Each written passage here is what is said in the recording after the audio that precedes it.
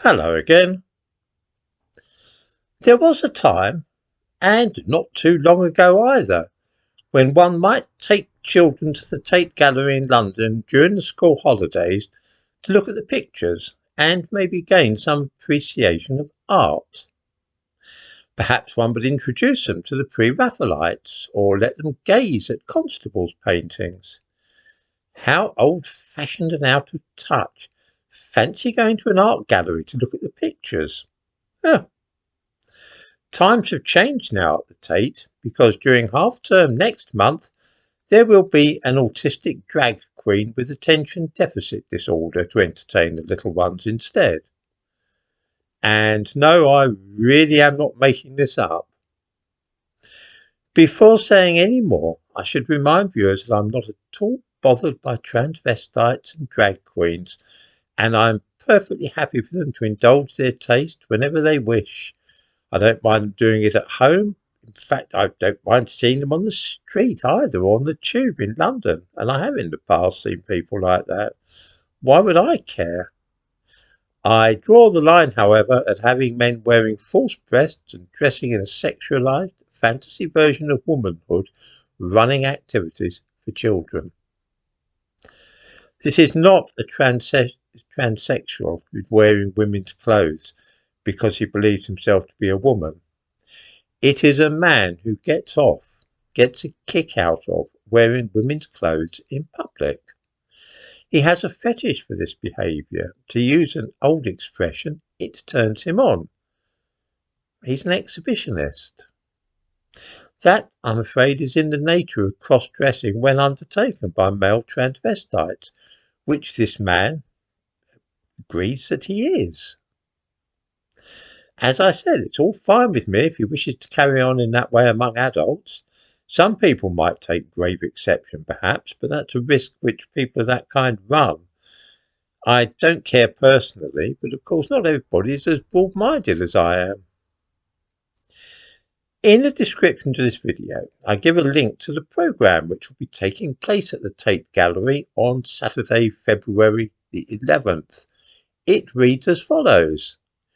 Join Drag Queen Story Hour for an exciting pop-up in the galleries this February half-term.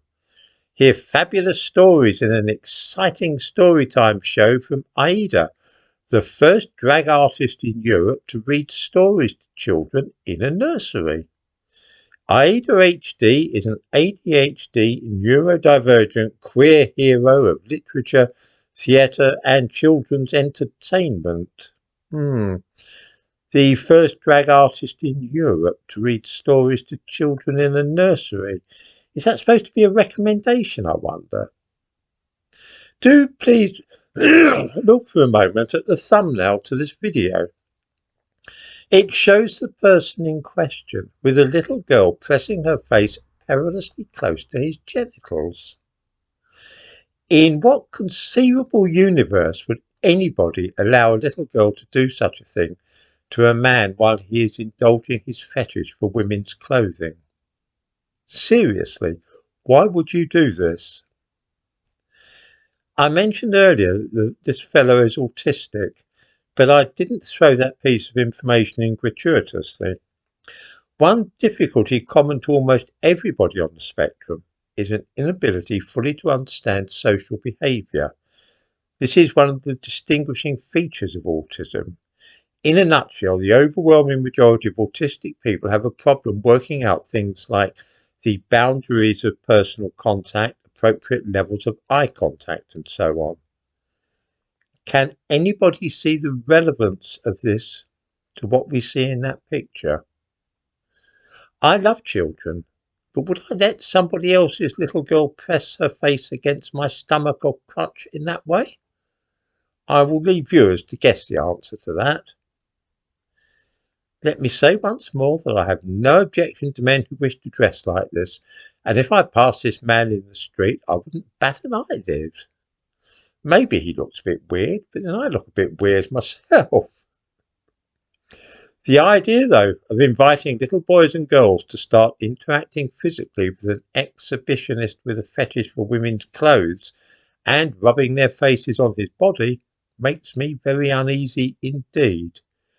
I might be wrong, but to my mind this is bound to end badly in one way or another, and I really don't know what the Tate Gallery are thinking of.